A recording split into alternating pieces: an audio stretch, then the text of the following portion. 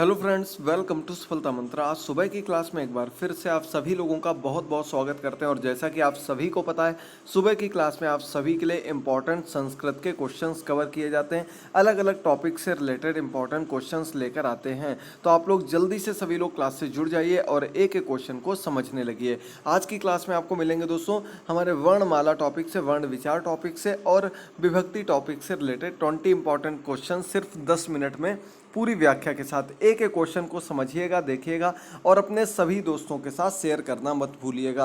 आज का ये हमारा प्रैक्टिस सेट नंबर 9 है। 8 प्रैक्टिस सेट आपको संस्कृत के अभी हाल ही में दे चुके हैं। इन सभी क्लासेस को देखिएगा और पुरानी चैप्टर वाइज क्लासेस के लिंक भी नीचे दिए गए, उनको भी जरूर देख लीजिएगा।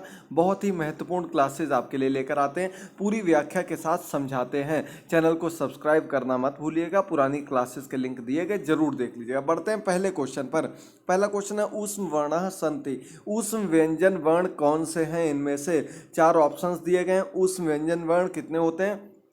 4 होते हैं, लेकिन चारों नहीं दिए गए। 3 वर्ण आपको दिख रहे होंगे। तो यहाँ पर आपका बी नंबर ऑप्शन में दिया गया सा शा शाहा। ये आपके जो होते हैं ये अंतर्गत आते हैं। इनको बोलने में ऊष्मा का प्रवाह अधिक होता है, इसलिए इन्हें ऊष्म व्यंजन के नाम से जाना जाता है।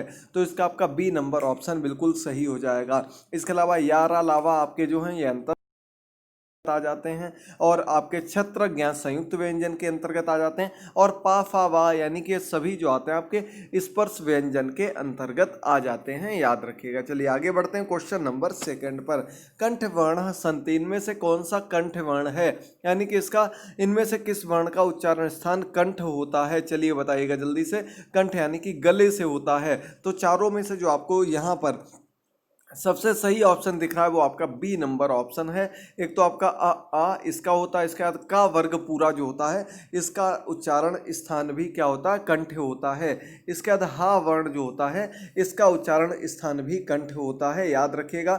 बहुत ही इंपॉर्टेंट क्वेश्चन है। चलिए आगे बढ़ते हैं अगले क्वेश्चन पर। चा वर्ग से उच्चारण स्थानम, चा वर्ग का उच्चारण स्थान बताइए। चा वर्ग का उच्चारण स्थान, तो दोस्तों बहुत अच्छी ट्रिक हमने आपको बताई थी ये उच्चारण स्थान याद करने की। आसानी से आप लोग इन इस उच्चारण स्थानों को याद कर सकते हैं। तो चा के लिए हमने आपको क्या बताया था? चत, इस प्रकार से, यानी कि चा वर्ग का उच्चारण स्थान ता से स्टार्ट होगा, यानी कि क्या हो जाएगा? तालु हो जाएगा। तो यहाँ पर आपका बी नंबर ऑप्शन बिल्कुल सही हो जाएगा 3rd नंबर क्वेश्चन का। क्वेश्चन नंबर 4, ए ऐ वर्णयो उच्चारण स्थानम भवति। देखिए कुछ लोग इसलिए कंफ्यूज हो जाते हैं हमेशा कि क्वेश्चन संस्कृत में दिया रहता है और वो लोग उसका जो अनुवाद है हिंदी में वो नहीं समझ पाते हैं। तो सीधे सीधे समझिए, ए ऐ वर्णयो, ए ऐ वर्ण का उच्चारण स्थान क्या होता है ये आप लोगों को बताना है। चारों ऑप्शंस दिए गए हैं और इनका उच्चारण स्थान जो होगा ए ऐ स्वर के अंतर्गत आते हैं और इसका उच्चारण स्थान कंठ तालु होता है। ए नंबर ऑप्शन आपका बिल्कुल सही हो जाएगा 4th नंबर क्वेश्चन का। चलिए आगे बढ़ते हैं क्वेश्चन नंबर 5 पर। स्वतः उच्चार्यत इति, स्वतः उच्चार्यन्ते इति, यानी कि ऐसे इनमें से आपको क्या दिए गए जो कि स्वतः उच्चार्यते, यानी कि जिनका उच्चारण स्वतः होता है, हमें किसी अन्य वर्ण की, अन्य किसी अक्षर की आवश्यकता नहीं पड़ती है। तो ऐसा हमारा उच्चार्यन्ते जो स्वतः होता है वो स्वर कहलाता है। आप लोगों को पता होगा व्यंजन के उच्चारण के लिए हमें व्यंजन को बोलने के लिए स्वर की सहायता चाहिए और स्वरों के लिए हमें किसी की सहायता नहीं चाहिए होती है। ये स्वतंत्र वर्ण होते हैं, आपको याद होगा। अगला क्वेश्चन, समान स्वर युग्म अस्ति, इसमें आपको समान स्वर युग्म चुनना है। देखिए जल्दी से, आ ई आ उ या फिर उ ई। तो यहाँ पर सही आंसर ए नंबर ऑप्शन हो जाएगा। आ जो है ये आपका समान स्वर युग्म के अंतर्गत आता है। एक आपकी लघु मात्रा है आ और एक दीर्घ मात्रा आ दी गई। इसी प्रकार से ई होता है, उ होता है, ए ऐ होता है। और यहाँ पर आपको सिर्फ ए नंबर ऑप्शन में ही ऐसा स्वर युग्म दिख रहा होगा। चलिए बढ़ते हैं 7 नंबर क्वेश्चन पर। चा वर्ण कुत्र अंतर्भवति, चा वर्ण कहाँ से आया है? यानी कि यहाँ पर भी आपको सीधे सीधे क्या बताना है कि किस प्रकार के व्यंजन के अंतर्गत आता है।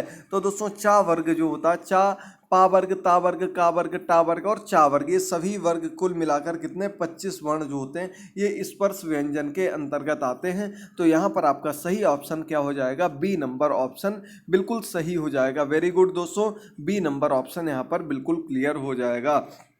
आगे बढ़ते हैं क्वेश्चन नंबर 8 पर। मूर्धेंसु अंतर्भवति, तो इसमें आपको मूर्धा बताना है कि मूर्धा उच्चारण स्थान इनमें से किसका होता है। चारों ऑप्शंस देखिए और तुरंत बताइए मूर्धा उच्चारण स्थान किसका होता है।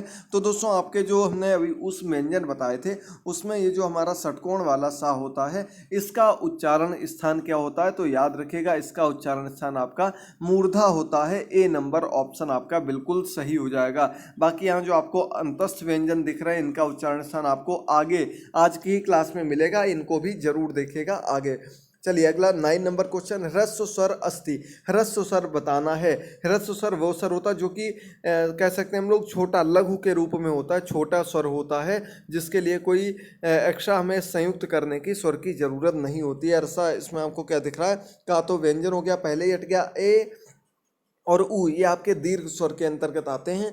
ए आ जो आपका दिया गया ए नंबर ऑप्शन में, ये आपका ह्रस्व स्वर का उदाहरण है। ए नंबर ऑप्शन सही हो जाएगा। अगला क्वेश्चन समझिएगा, क्वेश्चन क्या दिया गया, ह्रस्व स्वर नास्ति, यानी कि इनमें से कौन सा ह्रस्व स्वर नहीं है। नास्ति यानी कि नहीं है, ये समझना है दोस्तों। यहाँ पर ये छोटी छोटी बातें आप लोग गलत कर देते हैं। तो आ ई ऊ ये आपको कैसे ह्रस्व यानी कि लघु स्वर दिख रहे हैं, और ऐ जो दिख रहा है ये आपका कैसा होता है, ये आपका दीर्घ स्वर के अंतर्गत आ जाता है, ह्रस्व स्वर के अंतर्गत नहीं आता है। याद रखिएगा, एक नंबर आपको यहाँ से 100% पक्का हो जाएगा। अगला क्वेश्चन देखिएगा 11 नंबर क्वेश्चन क्या दिया गया, संस्कृत भाषायाम कति अंतस्थ वर्णः सन्ति। अभी पहले क्वेश्चन में ही आपको बताया था 4 आपके उष्म व्यंजन होते हैं और 4 ही आपके अंतस्थ व्यंजन होते हैं, या रा ला वा, ये 4 आपके अंतस्थ व्यंजन होते हैं। तो इसका आपका बी नंबर ऑप्शन बिल्कुल सही हो जाएगा। अगला क्वेश्चन, अर्धस्वरः सन्ति, इनमें से कौन सा अर्धस्वर के अंतर्गत आ जाएगा।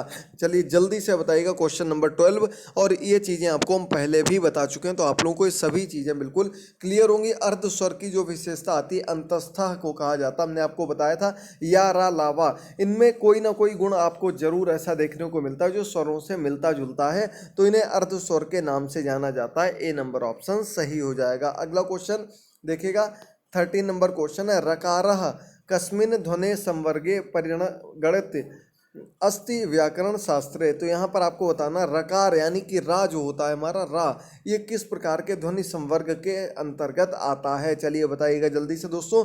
तो रा या रा ला वा, यानी कि रा किसके अंतर्गत आता है, आपका अंतस्थ संवर्गे के अंतर्गत आता, अंतस्थ संवर्ग के अंतर्गत आता है। तो यहाँ पर आपका सही ऑप्शन क्या हो जाएगा, सी नंबर ऑप्शन बिल्कुल सही हो जाएगा। याद रखिएगा, बहुत बढ़िया, वेरी गुड।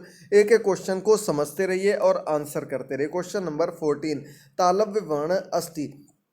तो यहाँ पर आपको तालव्य वर्ण बताना है, कौन सा तालव्य वर्ण के अंतर्गत आ जाएगा। क्वेश्चन नंबर 14, तुरंत आंसर जरूर करते रहिएगा दोस्तों। तो यहाँ पर आपका जो ये शा दिया गया है सलजम वाला सा, ये आपका तालव्य के तालु के अंतर्गत आता है। इसका उच्चारण स्थान क्या होता है, तालव्य होता है, तालु होता है। इसके अलावा मूर्धा आपको बताया था षटकोण वाले सा का, और इस सा का क्या होता है, दंत होता है। याद रखिएगा, तीनों सा सबसे ज़्यादा अगर आपका कोई उच्चारण स्थान पूछा जाएगा तो जरूर इसका ही पूछा जाता है, इन तीनों में से कोई एक का। तो इसका मूर्धा है, इसका आपका तालु हो गया, और इसका दंत होता है। हा का उच्चारण स्थान मैंने आपको बताया था कंठ होता है। क्वेश्चन नंबर 15, अब देखिए यहाँ पर आपको इनका मिलान करना है। कहा कस्य उच्चारण स्थानमति, यानी कि यहाँ पर चुनना है किसका उच्चारण स्थान क्या होता। तो चलिए सीधे सीधे आपको हम मिलान कर देते हैं, आपको बता देते हैं। या का उच्चारण स्थान तालु होता है, वा का उच्चारण स्थान दंतोष्ठ होता, सबको पता होगा। रा का उच्चारण स्थान मूर्धा होता है, और ला का उच्चारण स्थान जो होता दंत होता है। कहीं कहीं दंत मूल भी लिखा हुआ मिलेगा, तो दोनों में से कोई एक ऑप्शन जो भी आपको मिल जाए उसे आप लोगों को चूज कर लेना। यानी कि ए नंबर का सेकेंड ऑप्शन है, बी नंबर का फर्स्ट है, सी का थर्ड है, और डी का फोर्थ है। अब मिला लीजिए आप लोग कौन सा ऑप्शन यहाँ पर सही हो रहा। तो देखिए, ए का सेकंड था, बी का फर्स्ट था, सी का थर्ड था, और डी का फोर्थ था। यानी कि यहाँ पर आपका B number option 15 number question का बिल्कुल क्लियर हो जाएगा। याद रखिएगा। चलिए आगे बढ़ते हैं। अब कुछ क्वेश्चन विभक्ति से संबंधित हैं जो भी आपको 100% 1-2 अंक जरूर देंगे। तो बताइएगा, हनुमते नमः अत्र हनुमते इति पदे कस्य विभक्ते रूपमस्ति। तो हनुमते नमः ये दिया गया। अब हनुमते जो यहाँ पर आया है ये किस विभक्ति के आधार पर इसे यहाँ पर रखा गया है। तो हमने आपको बताया था दोस्तों, नमः के लिए स्वाहा के लिए, स्वाति के लिए, इन सभी के लिए हम किसका प्रयोग करते हैं? चतुर्थी विभक्ति का प्रयोग करते हैं। चतुर्थी विभक्ति का प्रयोग इन सबके साथ में किया जाता है। तो 16 नंबर क्वेश्चन का बी ऑप्शन बिल्कुल सही हो जाएगा। चलिए आगे बढ़ते हैं 17 नंबर क्वेश्चन पर। हित योगे च इति वर्तकेण कस्य विभक्ति विधानम भवति। हित योग में कौन सी विभक्ति का प्रयोग किया जाता है? हित योगे च, इसके लिए आपकी कौन सी विभक्ति लगेगी? तो यहाँ पर भी आपका बी नंबर ऑप्शन चतुर्थी विभक्ति बिल्कुल सही हो जाएगा। चतुर्थी विभक्ति का प्रयोग किया जाता है। अगला क्वेश्चन बहुत अच्छा है। गंगा हिमालयात् प्रभवति अत्र विभक्ति अस्ति। तो गंगा हिमालय से निकलती हैं, बहती हैं, ये आपका इसका अर्थ हो गया। और यहाँ पर कौन सी विभक्ति है? तो याद रखिएगा दोस्तों, जहाँ कहीं भी आपसे क्या पूछ दिया जाए कि प्रभवती है, निकलती हैं, उद्गमित है, ये सभी चीज़ें, इनमें से कोई भी चीज़ आती है, यानी कि कोई भी चीज़ अपने मूल जगह से जब निकलती है तो वो आपकी पंचमी विभक्ति के अंतर्गत रखा जाता। अलग होने के लिए भी पंचमी विभक्ति का प्रयोग किया जाता है। तो यहाँ पर ए नंबर ऑप्शन आपका बिल्कुल क्लियर हो जाएगा। क्वेश्चन नंबर 19 और 20 बहुत अच्छे एक जैसे ही क्वेश्चन है। आधारो, इसमें आपको सूत्र को पूरा करना है। कर्म करणम अधिकरणम या फिर संप्रदानम। तो दोस्तों आधारो अधिकरणम के नाम से जाना जाता है, यानी कि यहाँ पर आपका सी नंबर ऑप्शन बिल्कुल सही हो जाएगा, याद रखिएगा। चलिए आगे बढ़ते हैं 20 नंबर क्वेश्चन पर। सप्तमी विधायक सूत्रम अस्ति। सप्तमी का विधायक सूत्र क्या होगा? सप्तमी विभक्ति के लिए किस सूत्र का प्रयोग किया जाता है? तो दोस्तों सप्तमी विभक्ति ऊपर आपको क्या बताया? अधिकरणम।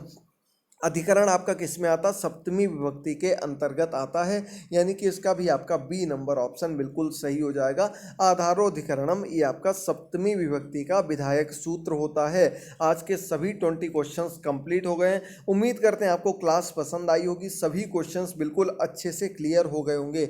डेली रात को 9 बजे आपके लिए लाइव क्लास लेकर आते हैं। अच्छे से जुड़ते रहिए, अपनी पूरी तैयारी करते रहिए। आज ही चैनल को सब्सक्राइब कर लीजिए और नीचे दिए गए सभी पुराने प्रैक्टिस को जरूर देख लीजिएगा। लिंक नीचे दिया गया, तुरंत जाइए, देखना प्रारंभ करिए। मिलते हैं रात को 9 बजे की बाल विकास की लाइव क्लास में। तब तक के लिए थैंक यू दोस्तों। Good bye, take care.